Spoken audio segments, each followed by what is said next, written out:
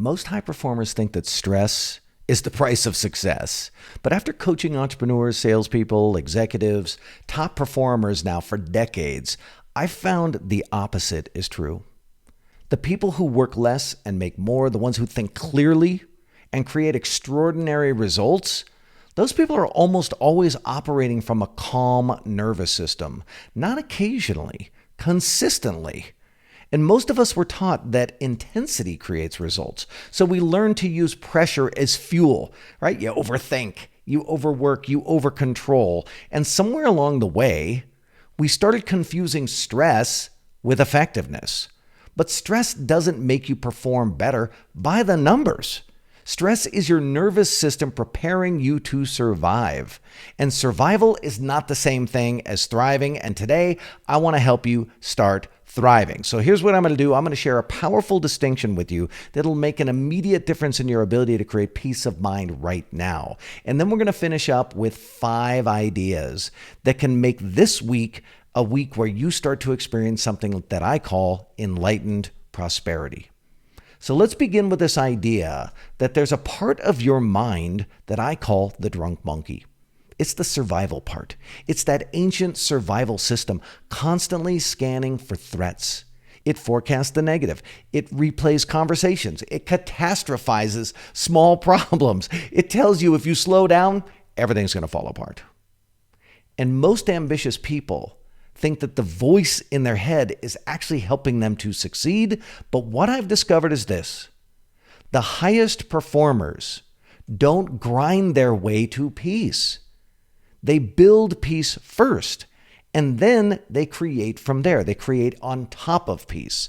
So in this video, I want to show you why your nervous system may secretly be controlling your life, why hustle culture keeps ambitious people like you trapped in survival mode, and the exact framework high performers use to train themselves into clarity, calm, and sustainable success. Because peace isn't the reward for winning, my friend. Peace is what makes winning sustainable. Most people think that they're making conscious decisions all day, but if you really pay attention, a huge percentage of your behavior is automatic. The overthinking, the urgency, the need to constantly check things, the inability to relax, the feeling that if you stop pushing, everything might collapse, that's not high performance. That's survival mode. And the craziest part is that most ambitious people have spent their entire lives rewarding themselves for this. Now, I call this survival system the drunk monkey, and I suggest you take this on too, because this ancient survival part of your brain is designed to keep you alive. And thousands of years ago, that was totally useful. Like your ancestors needed to scan for danger, but your nervous system is still reacting in modern life like your inbox is some kind of saber-toothed tiger. You know, the drunk monkey forecasts the negative. It tells you one mistake could ruin everything. It over-reviews every decision because survival mode doesn't trust uncertainty. It wants control because control feels safer than trust, and it motivates you through fear. Like if you don't do this, everything's going to fall apart. That voice, I don't know about you, but that voice for me, exhausting. Most of the people that I have coached, that voice, that constant nagging in their head, exhausting. But here's the important thing. The drunk monkey's not evil. We don't want to turn it into an enemy. It's just outdated software. It's trying to help you survive in a world that no longer requires this level of threat response. And unfortunately, modern hustle culture trains this survival system even harder. Haven't you noticed? Like most productivity advice is built on pressure. Wake up earlier, push harder, overwork, outwork everyone. Stay hungry, my friend. You know what I'm talking about, right? Look, can you create short-term results with all of that? Yes, you can. Fear is a very powerful motivator, but it comes at great cost. Because when your nervous system stays activated long enough, you lose clarity, you lose intuition, you lose creativity, you become reactive, you're no longer in flow, you're rigid, you're defensive, You stop creating from inspiration and you start creating from have to, need to, must, and should. Imperatives that aren't even true. That's why most successful people secretly feel exhausted all the time. They put on a happy face. They're out there smiling. Everything's great. I'm on fire. I'm making it happen. They've trained themselves to believe that tension equals progress. So the moment they relax, they feel guilty, like they're falling behind. But the highest performers that I've worked with over the years, they operate differently. They don't grind their way to peace. They protect their peace because peace creates clarity, creates flow, creates ease, creates grace in the process. So let's go through 5 things that you can do this week to start to feel more peace now. Step 1, you want to recognize the drunk monkey in your head. You want to start with awareness. Awareness makes you flexible. That reveals new options, and options give you power. You have to start noticing the voice. You're behind. You're not doing enough. Everything's going to fall apart. You can't relax yet. You have to take into account that stress is not reality. Stress is actually an interpretation. It's a survival interpretation. You have to name the survival energy that you are caught up in. And the moment you notice the voice, you'll actually create separation from it. And that space, that's where the freedom begins. Awareness of the drunk monkey is key. Let's go to step number 2. You want to identify something called the hidden motive to survive.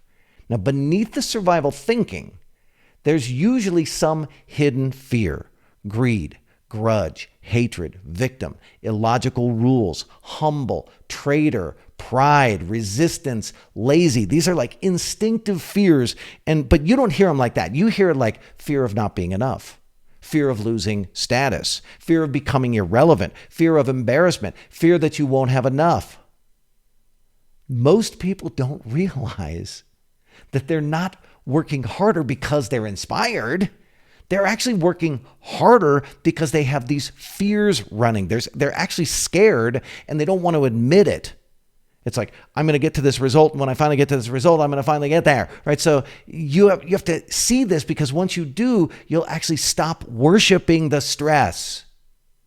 Step number 3, train your intentional calm. Your nervous system responds to signals. So if you're constantly rushing, your body assumes danger is present. So you start simple. You do some slow breathing. You pause before reacting. You walk slower. You stop treating every email like it's an emergency. Your nervous system believes your body before it believes your thoughts. So calm movement creates calm thinking. One practice that I love is I love the phrase, all is well.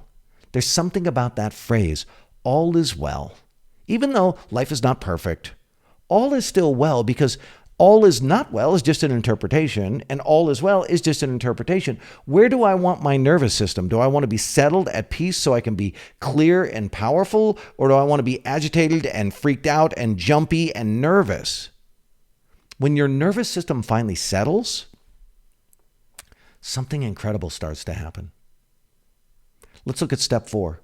Recontextualize performance. You realize high performance was never about intensity. It was about clarity. It was about creating leverage. It was about you figuring out the fastest possible way. The survival mind says you got to push harder. But you know what clarity says? Clarity says, no, slow down enough so you can actually see the playing field. Because when you're calm, you make better decisions. You delegate better, you hold people accountable better, you stop wasting energy on imaginary problems, you execute faster because you're no longer fighting your internal angst. Peace is not passive. Peace is precision. Let's look at step number 5. Do this week. Create a new agreement. Now, most people have an unconscious agreement that says, if I stop stressing, I stop succeeding. But what if the opposite is true? What if your calm nervous system is actually your competitive advantage? Like, what if your next level of your life doesn't require more force? What if it required less force, less stress? Because eventually you're going to start to realize something that most people never understand. And I know this because you're this far into this video, you're on the path. You cannot overwork yourself into peace. You can't survive your way to thriving. You have to learn to create peace now instead. And that is through awareness and through practice.